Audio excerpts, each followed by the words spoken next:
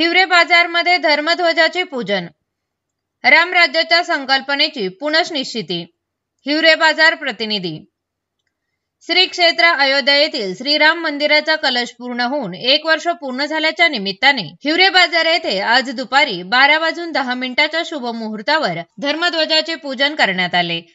दिनांक 22 जानेवारी 2024 रोजी झालेल्या श्रीराम मूर्ती प्राण प्रतिष्ठापना सोहळ्यास जगातील निवडक 8000 मान्यवरांना निमंत्रित करण्यात आले होते।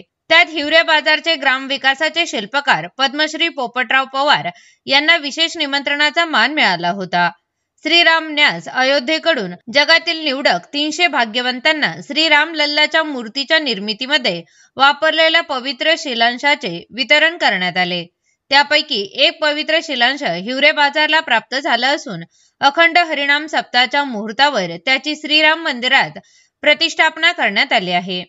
गावाने साकारलेल्या सर्वसमावेशक विकासाच्या रामराज्याला ही घटना प्रतिकात्मक सलाम असल्याचे मानले जात आहे। कार्यक्रमाला उपस्थित असलेल्या राष्ट्रीय स्वयंसेवक संघाचे प्रांत कार्यकर्ते रवींद्र मुळे, विभाग संपर्क कार्यकर्ते घनश्याम डोडिया व सचिन सोमवंशी यांनी पद्मश्री पवार यांना निमंत्रण व शिलांश प्रदान करणारे तेच मान्यवर आजच्या पूजन सोहळ्यात सहभागी झाले।